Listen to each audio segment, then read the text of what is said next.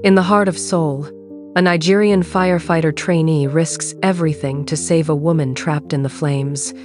But that rescue sparks more than just gratitude. It ignites a deadly secret. Seo Yoon, one of Korea's top auditors, has uncovered a billion-dollar fraud inside Hanwha Dynamics, the country's biggest tech corporation. But before she can speak, someone tries to silence her in fire. Now, hunted by powerful enemies, she and Femi must uncover a conspiracy that burns through corruption, betrayal, and love itself. In a city built on secrets, their hearts become the only truth left. When love meets fire, even the truth can burn. For more amazing stories like this, don't forget to like, share, and subscribe. This is Bella's story time. The smell of smoke hit before the alarm. Thick, acrid, suffocating, the kind of smoke that clung to your skin and memories long after the flames died. Seoul's midnight air was alive with chaos. Distant sirens wailed through the neon haze as red and blue lights painted the streets. Femi Johnson's heart pounded under his fire-resistant suit as he tightened the oxygen mask to his face. His hands shook slightly, not from fear, but from adrenaline. It was his 3rd month as a firefighter trainee, and tonight was the kind of night that separated courage from madness. "Johnson! You're on backup duty!" his captain barked through the comms, voice sharp over the crackling static. "Yes, sir," Femi replied, voice steady. But his eyes dark, fierce, determined, were already scanning the burning building. The old apartment block was engulfed in flames, windows glowing like open mouths of hell. Screams echoed faintly from above, a haunting reminder that someone was still trapped. When the rescue team entered the 2nd floor, the ceiling collapsed without warning, forcing them back. "It's unstable! No one goes beyond the 3rd floor!" the captain shouted. But amid the chaos, Femi heard a faint cry. Female. Desperate. It came from above. He froze for a second, instincts clashing with orders. Then he moved. Ignoring the captain's command, Femi broke from formation and sprinted toward the staircase. The heat was unbearable. Flames danced along the walls, devouring oxygen with a hiss. Each step upward felt like stepping into an inferno. Yet he pushed through, coughing, sweating, praying. "Hello! Can anyone hear me?" he shouted, flashlight cutting through the dense smoke. Then he saw her, a young woman, mid-20s, crouched behind a fallen beam, her face streaked with soot, eyes wide with terror. Her phone light flickered weakly beside her. When she saw him, relief flooded her face. "Please help," she coughed, struggling to stand. Femi didn't hesitate. "I've got you. Hold on." He lifted the beam with every ounce of strength left in him, muscles trembling under the heat. She stumbled into his arms, light but trembling. Their eyes met, and for a fleeting moment, time stopped.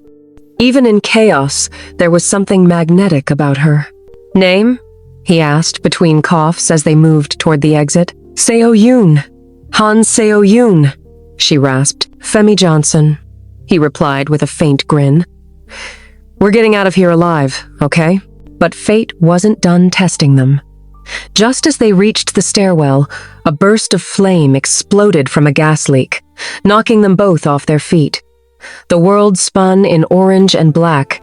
Femi shielded Seo Yoon with his body, rolling over the floor to avoid the blaze.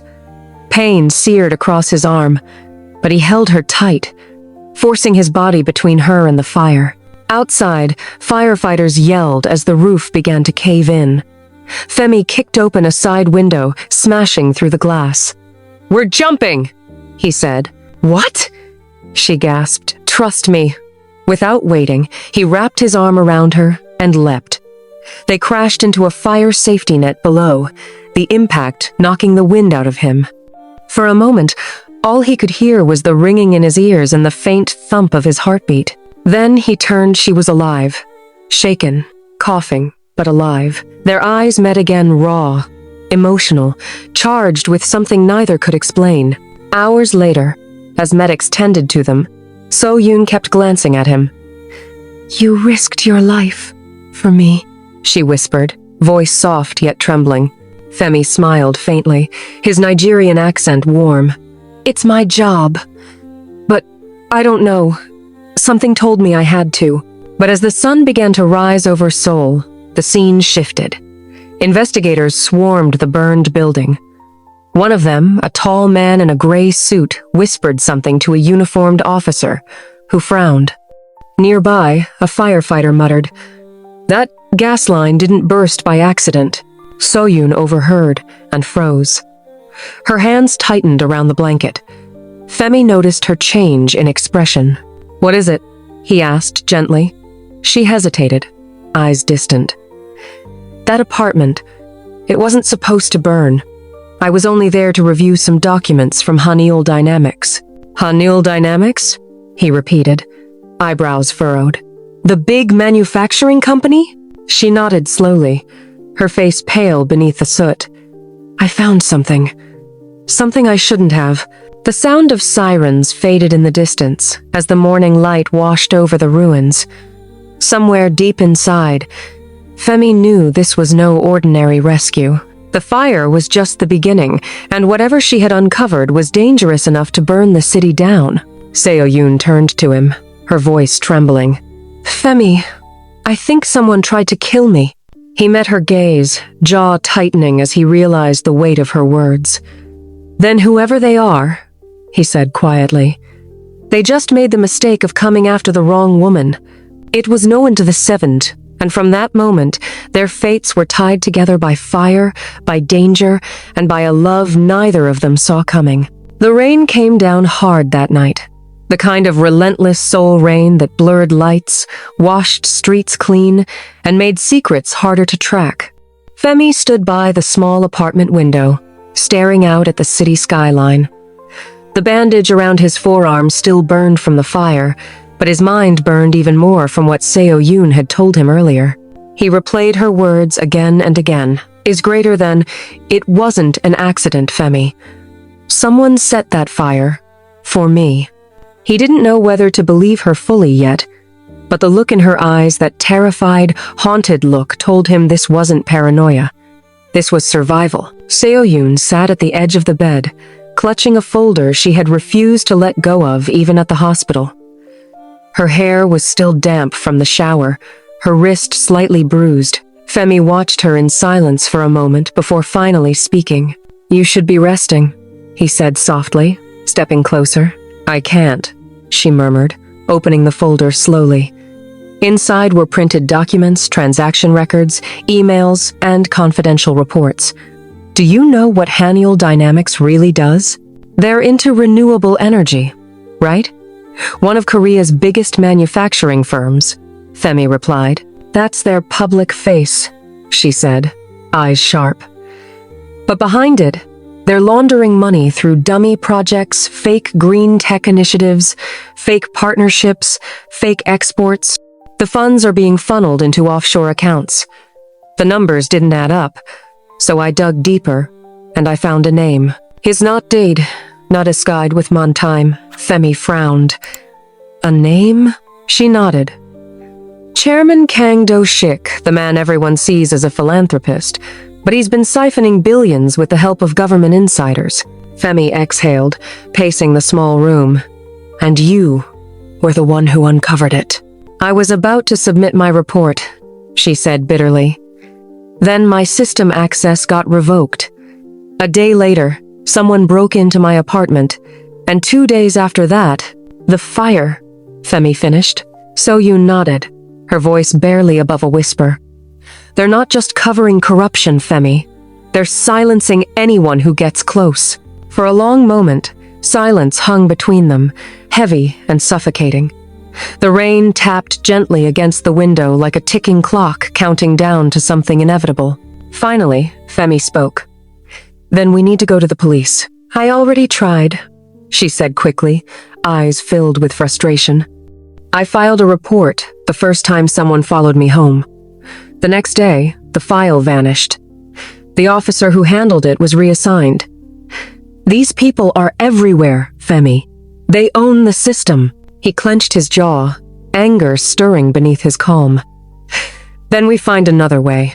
So-yoon looked at him, surprised. Why are you helping me? You barely know me. Femi met her gaze firmly. Because someone tried to kill you. And because I've seen what silence costs. For the first time, her eyes softened, that unspoken connection flickering again.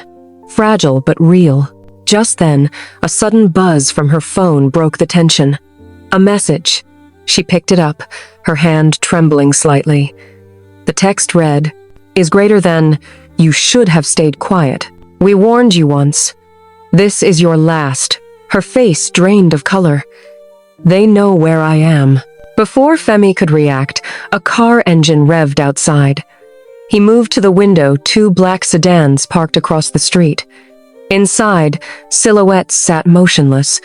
His instincts kicked in immediately. "Pack your things," he said sharply. "Now." Seo-yoon's voice shook. "What's happening?" "They found you. We need to move before they come up." He grabbed his jacket, scanning the hallway as she stuffed the folder into her bag. Within seconds, they were out of the apartment, moving down the dimly lit stairwell. Femi's firefighter training made him calm in chaos. He listened to every echo, every sound. As they reached the ground floor, the lobby door burst open. 2 men in suits stepped in, eyes scanning. Femi grabbed Seo-yoon's hand and ducked behind a vending machine. His heart thudded in his chest. "Go around back," he whispered. "When I say run, run." She nodded, terrified but trusting him completely. One of the men's phones buzzed. "Yes, sir. The girl's here. We'll handle it." The moment they moved past, Femi pulled Seo-yoon's hand and bolted through the back door into the rain-soaked alley. They ran past puddles, flickering lights, and startled pedestrians. The sound of footsteps followed close behind. Femi spotted an old maintenance door ahead. He kicked it open, pulling her inside a narrow storage corridor. They leaned against the wall, gasping for breath. "Who are these people?" he asked. "They're part of Hanul's internal security, but they're not real employees," she said between breaths. "They're fixers. They make problems disappear." Femi's jaw tightened. Then they picked the wrong problem this time. Minutes passed before the footsteps faded. Only then did he realize he was still holding her hand. He looked down, their fingers intertwined, trembling. She noticed too, but neither of them let go immediately. In that quiet moment, the storm outside raged on. But inside that narrow corridor, something unspoken burned stronger than fear, trust. Seo-yoon looked at him with a mixture of gratitude and pain. "Femi, if you stay with me, they'll come for you too." He gave a faint, determined smile. "Then they'll learn what it means to fight someone who's not afraid of fire." She blinked, caught between fear and admiration. "You really don't know when to quit, do you?" "Not when someone's life's on the line," he said. As they stepped back into the rain, Femi's phone buzzed a call from his captain. He hesitated before answering. "Johnson, where the hell are you?" the captain barked. "We've got a situation at Hanul Dynamics. Explosion. Multiple casualties. The media's already on it." Femi froze. So-yoon's head snapped toward him. Another explosion. At the same company. He ended the call slowly, his voice barely a whisper. "It's starting again." And deep down, both of them knew the flames weren't random anymore. Someone was burning evidence. Someone powerful. And before the night was over, Seoul would burn not just with fire, but with truth. The sky above Seoul glowed red that night, not from sunset, but from something far more sinister. The television in a small diner flickered with breaking news as Femi and Seo-yoon watched from a corner booth, soaked in rain and silence. "Is greater than breaking news. A massive explosion has occurred at the headquarters of Hanul Dynamics Corporation. At least 12 confirmed dead, including 2 executives. Authorities suspect a gas leak, but investigations are ongoing." The reporter's voice trembled slightly, but to Seo-yoon, it sounded like a rehearsed lie. She clenched her fists under the table. "A gas leak," she muttered bitterly. That's what they always say. Femi glanced around the diner, quiet, empty, except for a sleepy cashier scrolling on her phone. He leaned closer to Seo Yoon. You think they did this to destroy your evidence? She nodded, her face pale but steady. The audit records, the emails, everything I uploaded to Hanul's internal servers gone. That explosion wasn't about killing people. It was about erasing proof. He leaned back, processing everything.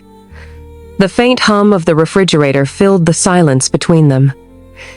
Then they're trying to burn their sins, he said softly. Seo Yoon looked at him, her voice trembling. They killed innocent people to cover corruption, Femi. I can't just hide. I need to expose them. Femi admired her courage. It was the same fire he saw in her eyes the night he saved her, unyielding, brave, and pure. But he also saw something else now. Exhaustion. Fear buried under resolve. He sighed. Then we do it smartly. We gather what's left and go public. You said you printed copies? She nodded and tapped her bag. These are partial records. If we can match them with Hanul's shadow accounts, we can prove everything. Then we start there, he said firmly. But just as he reached for his drink, his phone buzzed again. Unknown number. He hesitated, then answered. Hello? The voice on the other end was low, distorted. You don't know what you've walked into, Johnson. Step away from her before she drags you into something you can't escape. Femi froze. Who is this? Click. The line went dead. Seo Yoon noticed his expression darken. What's wrong? Someone's watching us, he said quietly. They exchanged a tense glance. Before he could say more, the diner door creaked open. A man in a fire department jacket entered, tall, broad-shouldered, familiar.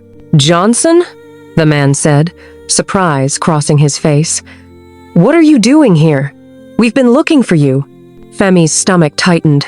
Captain Min? His captain's eyes flicked briefly to Seo Yoon, then back to him. There's chaos at headquarters. The explosion's all over the news. We need all hands on deck. Femi nodded slowly. I'll come soon, sir. But Captain Min didn't move. Now, he said firmly, stepping closer. Something in his tone, too forceful, too rehearsed, made Femi's instincts flare. Seo Yoon subtly shifted closer to him. Captain, Femi said carefully. How did you know I was here? The man's jaw flexed. Your GPS from your department phone. Femi's heart dropped. His phone, of course. He had answered the earlier call. Without warning, he reached out and slammed his phone face down on the table, pulling Seo Yoon to her feet. We have to go. Johnson, don't make this difficult, Captain Min barked. You don't understand what you're involved in. Oh, I understand enough, Femi shot back. They ran through the back exit before Min could react, darting into the alley as the rain poured harder. Behind them, Min shouted orders into his radio. Team 2, they're on the move. Seo Yoon's breath came in sharp gasps as they sprinted through narrow streets, water splashing under their feet. Your captain? He's with them? Femi's voice was tight. If he's tracking me, then yeah. Hanul's reach goes deeper than we thought. They ducked into an underground passage leading to the subway. The fluorescent lights flickered overhead as they caught their breath. Femi's mind raced. If Captain Min was part of the cover-up, it meant this conspiracy wasn't just corporate, it was institutional. People in uniform, people sworn to protect, were burning evidence and killing witnesses. Seo Yoon pressed her back against the cold wall, shivering slightly. Femi, we're running from people with power, money, and influence. We can't win this alone. He looked at her, rain dripping from his hair, his eyes steady. Then we find someone who's not afraid to fight them. Who? She asked. Someone I trust, he said. There's a journalist, Lee Ji-won. She used to cover government scandals before she disappeared from the media radar. If anyone can get your story out safely, it's her. Seo Yoon nodded slowly. Where do we find her? Femi checked the time. Hongdae. She runs a small cafe now. It's her cover. As they walked through the tunnel, A faint sound echoed behind them, footsteps. Femi spun around, flashlight in hand. Nothing. Just shadows and dripping water. But as they reached the stairwell to the exit, a faint red dot flickered briefly across the wall beside Seo-yoon's face. Femi's instinct screamed. "Get down!" A suppressed gunshot cracked through the tunnel, hitting the wall behind them. Seo-yoon screamed as he pulled her to the ground. They crawled behind a concrete pillar. Femi peeked two men in dark coats, advancing quietly with silenced pistols. "Move when I say," he whispered. "But, trust me." When the next shot rang, he grabbed her hand and dashed toward the side exit. Bullets ricocheted off the metal railings, sparks flying. They burst into the open street, just as a subway train screeched into the station below. Panting, Femi looked around, scanning every rooftop. Whoever was shooting knew what they were doing, clean, calculated, professional. Seo-yoon clutched her chest, trembling. "They won't stop." Femi turned to her, his expression dark but resolute. "Then neither will we." For a moment, the chaos faded. Only the sound of rain and their pounding hearts filled the night. Then, as distant sirens wailed again, Femi took her hand not out of panic this time, but purpose. "We go to Hongdae," he said. "If we can reach G1 before they do, maybe, just maybe, we can turn this fire around." As they disappeared into the night, a shadow stepped out from behind the alley. Captain Min watched them leave, rain sliding down his face, his radio buzzing faintly. "Is greater than, they're heading west," he said coldly. "And this time, make sure they don't come back." The rain had eased, leaving Seoul glistening under the dim orange glow of street lamps. The night air carried the smell of damp asphalt and tension. Femi and Seo-yoon moved through narrow back streets in Hongdae, blending into the flow of late-night pedestrians, students laughing, musicians packing up, neon signs flickering. To any observer, they looked like an ordinary couple out for a midnight walk. But beneath the calm facade, both of them were hunted. They finally stopped at a quiet corner cafe called Café Mir, small, unassuming, and half hidden behind ivy-covered walls. The sign above the door was faded, the kind that drew no attention. Perfect cover. Femi looked around before entering. "You're sure this is the place?" "Yes," he said. "Lee Ji-won doesn't meet anyone unless she trusts them. But she'll talk to me. I helped her, once pulled her out of a car crash during a fire in Mapo last year. She owed me one." Seo-yoon nodded, pulling her hood tighter as they stepped inside. The cafe smelled of roasted beans and old paper. It was nearly empty. Only one woman sat at the counter, short bob-cut hair, reading a newspaper. Femi approached cautiously. "Ji-won?" he said. The woman looked up, her sharp eyes instantly recognizing him. "Femi Johnson," she said, lowering the paper. "I was wondering when the fireman with a death wish would show up again." He gave a tired smile. "I need your help." Her gaze shifted to Seo-yoon, studying her face. "And who's this?" "Han So-yoon," she said quietly. "External auditor. I uncovered something at Haniel Dynamics." The journalist's expression changed immediately, a flash of understanding and unease. She motioned toward a booth at the back.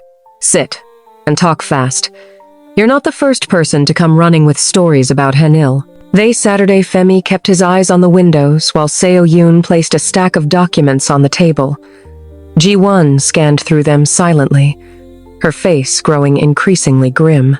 "This isn't just fraud," Ji-won murmured finally. "These transfers, they're tied to government defense funds." Seo-yoon frowned. "Defense funds? But Haniel manufactures ecotech." Ji-won shook her head. "On paper, yes. But look here, these offshore accounts are under project codenames. Phoenix Initiative. It was a black-budget project supposedly shut down years ago after an internal scandal. But clearly, she tapped the documents. It never ended. Femi leaned forward. "What is it?" "An experimental weapons development program," Ji-won said grimly. They were building energy-based weapons under the disguise of renewable technology. The idea was to use plasma combustion research for military application. Billions went missing when whistleblowers started dying mysteriously. Haniel Dynamics was at the center of it. So-yoon's breath caught. So the fire wasn't just to erase financial fraud, Ji-won finished.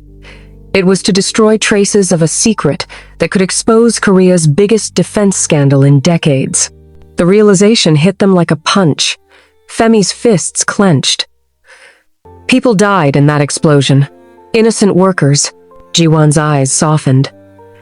You think Haniel cares?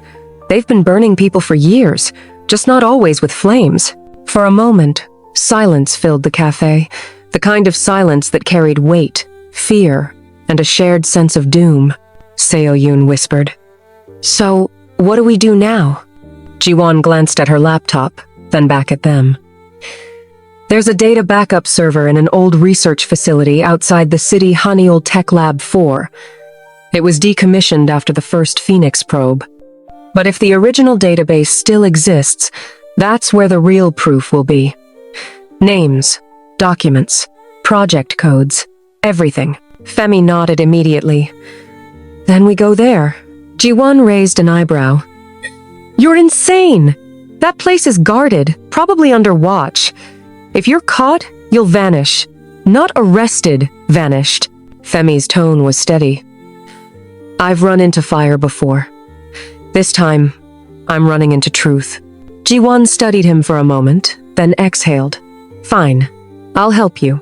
But you'll need gear, and I can only buy you a few hours before they track your digital trail again. She turned to So-yoon. Are you sure about this? Once we open that door, there's no going back. Seo-yoon met her gaze, eyes steady. They already tried to kill me. I'd rather die fighting. Something in her voice made Ji-won nod slowly. Then let's light their lies on fire. Before they could plan further, the cafe door jingled. 3 men entered, dressed in civilian clothes but walking with military precision. Ji-won froze. They're here. Femi's instincts kicked in instantly. Back door? Ji-won pointed toward the kitchen. Go. I'll stall them. So-yoon hesitated. What about you? I've lived in shadows longer than both of you, Ji-won said with a faint smirk. Go. They slipped through the back exit just as one of the men flashed a badge and asked, We're looking for Lee Ji-won. Compind. Dare. As letter. Outside, rain began to fall again. Femi and So-yoon ran through the narrow alleys behind the cafe, breath clouding in the cold air. Behind them, faint shouts echoed. Do you think she'll be okay? Seo-yoon asked, her voice shaking. Femi didn't answer immediately.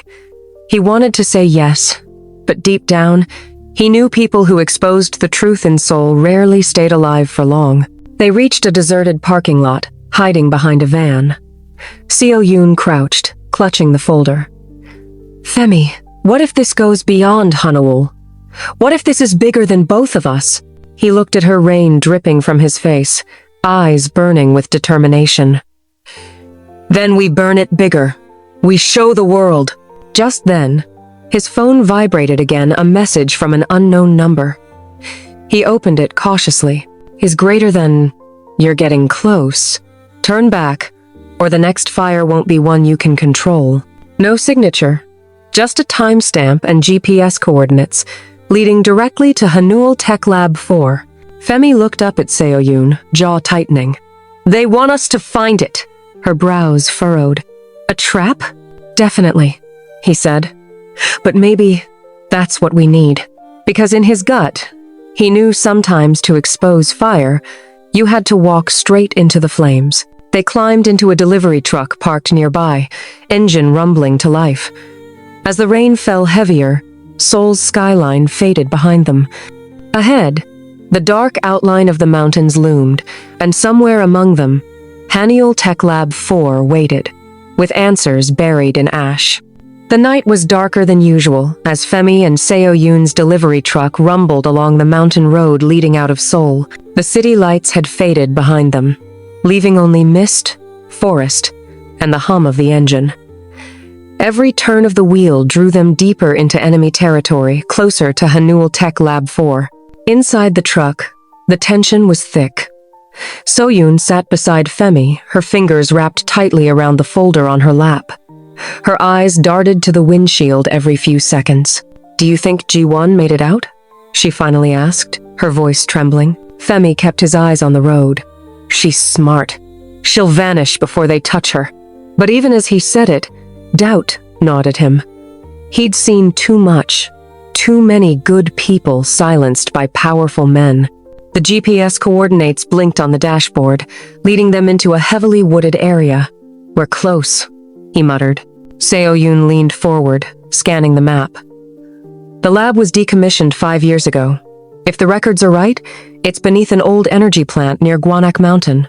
Femi slowed the truck as they reached a large chain-link gate. A faded sign read, "Hanul Energy Research Division Restricted Area." The place looked abandoned, rusted fences, overgrown weeds, flickering floodlights, but the faint red glow of motion sensors told a different story. "It's not abandoned," Femi said quietly. They stepped out, rain misting the air. Femi moved first, his firefighter instincts taking over, scanning for entry points, counting exits, testing ground stability. Seo-yoon followed close behind, clutching a small USB G1 had given her. "This drive," Seo-yoon whispered, "has a decryption key for their system. G1 said if we plug it into their mainframe, it'll pull every hidden file linked to Project Phoenix." "Hi, Hizome," Femi nodded. "Then we get in, download what we need, and get out. Fast."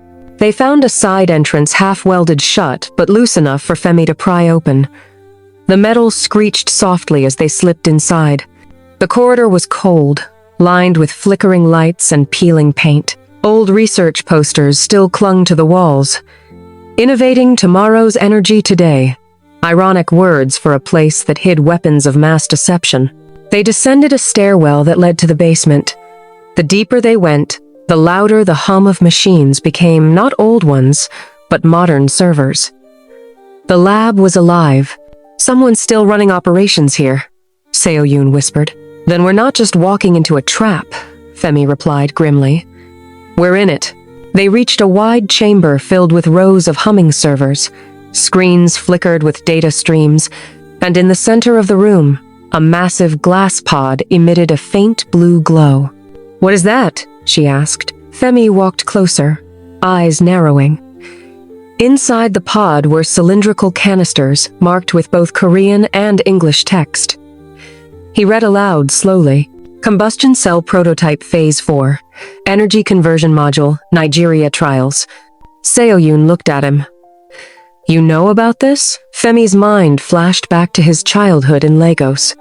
He remembered the explosion that wiped out his father's workshop, the strange white fire that no one could explain. The government had called it a chemical accident, but the memory of that flame burning hotter than any normal fire never left him. "My father was a mechanic," he said quietly. "He died in an explosion that no one investigated. The fire, it looked like this." He gestured to the glowing canisters. "I thought it was an accident, but it wasn't, was it?" Soyoon's eyes widened as realization dawned. The Phoenix Initiative wasn't just a Korean project. They tested it overseas in countries where regulations were weak. Nigeria was one of them. Femi clenched his fists, his voice low and shaking. "So my father's death, my home, it was all part of their experiment." A voice echoed from behind them. "Correct?" They turned sharply. Standing in the doorway was Chairman Kang Do-shik himself, flanked by 2 armed guards. He looked calm, composed, almost proud. "I see you've found my little secret," Kang said, walking closer. "You have no idea how many years I spent perfecting this. A flame that never dies. A weapon that burns through anything, even truth." Seo-yoon stepped forward, anger trembling in her voice. "You killed innocent people! You destroyed lives for money!" Kang chuckled.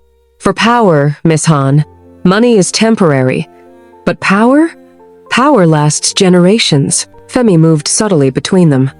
You destroyed my family, he growled. Kang tilted his head, studying him. Ah, the Nigerian trainee. Yes, I read your file, Femi Johnson. Your father worked with a subcontractor that handled our prototype shipments. He wasn't supposed to be there when the cell ignited. Tragic, but necessary. Rage surged through Femi like fire. You call that necessary? Kang smiled faintly. History always requires sacrifice. Before Femi could react, one of the guards raised his gun, but a sudden alarm blared. Red lights flashed. Kang's expression changed. What the? Seo Yoon held up the USB drive, smirking through the fear. Ji-won's decryption key. It's uploading everything straight to the cloud. The servers around them buzzed louder as data streamed across screens. Files, names, locations all exposed. You foolish girl, Kang shouted, lunging toward her. Femi moved faster, tackling the guard and slamming him into a console. A gunshot echoed, ricocheting off metal. Sparks flew. The other guard fired wildly as Femi ducked behind cover. Seo Yoon scrambled for the control panel, inserting the USB fully. It's almost done, she shouted. Kang grabbed her wrist, twisting it painfully. You think you can destroy me with a file? Femi roared, charging forward and landing a solid punch that sent Kang crashing into a glass pod. The impact shattered the chamber, spilling a strange blue liquid that ignited instantly upon contact with air. Flames erupted across the room, bright, unnatural, furious. Femi! Seo Yoon screamed. He grabbed her hand, pulling her toward the exit as fire consumed the lab. Behind them, Kang's figure was swallowed by the glowing inferno. The entire facility shook. Alarms wailed. Femi kicked open the emergency door and dragged Seo Yoon up the stairwell. The air was thick with smoke and static. They burst out into the night just as the lab exploded behind them, a burst of blue fire lighting up the mountain like a second sunrise. Both collapsed on the wet ground, coughing, trembling, but alive. Seo Yoon turned to him, tears mixing with rain.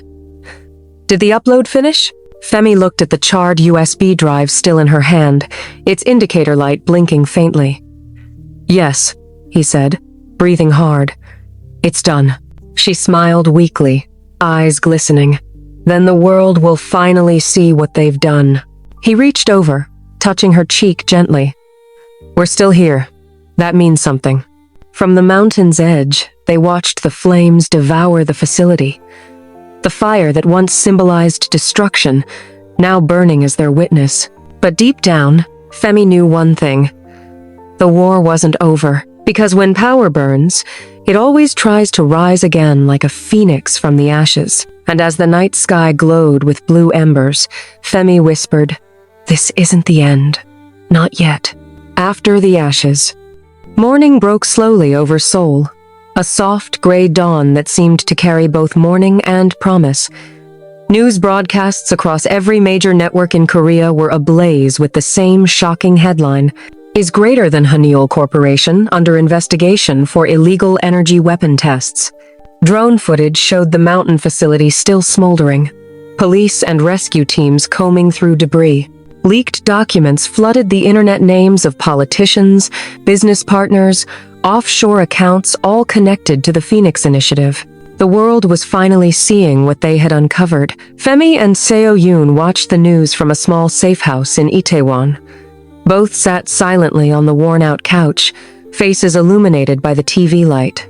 Seo Yoon's bandaged hand rested on her lap, and Femi's arm was wrapped around her shoulders. She turned her head slightly toward him. "We did it," she whispered, her voice soft, disbelieving. He nodded, still processing it. "Yeah, we did." The air between them was quiet, the kind of silence that came after surviving something too big for words. Then came the knock. Femi rose instantly, cautious. He peered through the peephole and froze. Standing outside was Ji-won, alive. Her face bruised but smiling faintly. Femi opened the door, and Seo Yoon gasped, tears welling up as she rushed forward. "Ani!" Ji-won hugged her tightly. You think I'd let those bastards win that easily?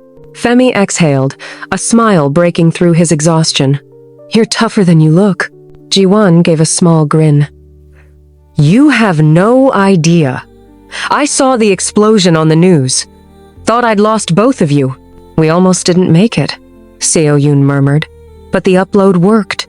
It did more than work, Ji-won said, stepping inside and tossing a small flash drive onto the table.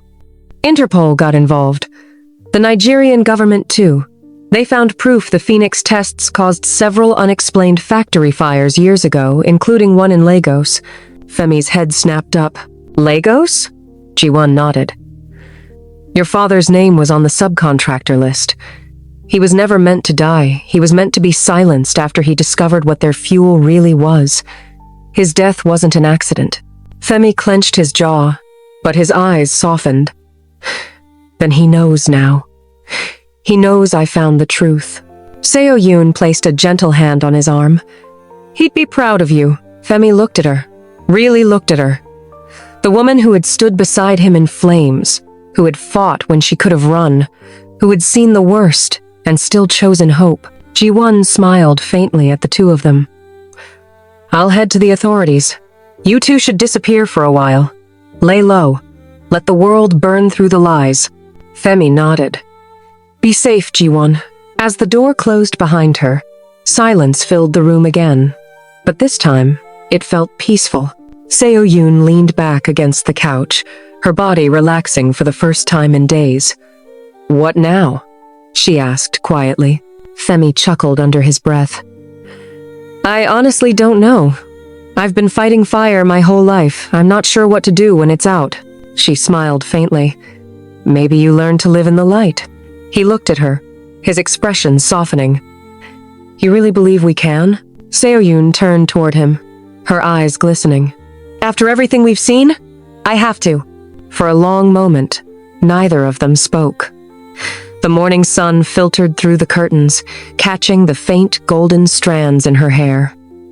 Femi's heartbeat slowed, steady and warm.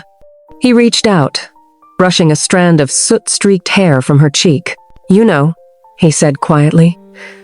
Back in Lagos, my dad used to tell me something. Even after the fire, boy, the ground remembers what grew there. I think I finally understand what he meant. Seo-yoon tilted her head, her voice gentle. What did he mean? He smiled softly. That even after destruction, life can grow again. New roots, new beginnings. Their eyes met, and for the first time since it all began, there was no fear, no guilt, no running. Just two survivors who had walked through fire and found something unbreakable on the other side. Slowly, Femi leaned in. So-yoon's breath caught, her heartbeat quickening, but she didn't pull away. Their lips met softly, hesitantly at first, then deeper, a kiss filled with everything they couldn't say during the chaos. When they finally pulled apart, their foreheads rested together. Seo-yoon smiled through her tears. Looks like the fire didn't just destroy, it created something too. Femi chuckled quietly. Yeah, something real. Outside, the city of Seoul buzzed alive, unaware of the two souls who had changed its fate. The sirens were gone, the smoke had cleared, and the sky glowed pale gold. Inside that tiny apartment, wrapped in each other's warmth, Femi and So-yoon found peace, the kind that doesn't come from revenge or justice, but from love born out of truth and pain. And as they sat there, hands intertwined, the world outside moved on, but for them, time slowed. For the first time in forever, Femi felt at home. Not in a place, but in a person. And as the morning light embraced them both, Seo-yoon whispered, almost like a prayer. After every fire, there's a new dawn. Femi smiled, kissed her forehead, and whispered back,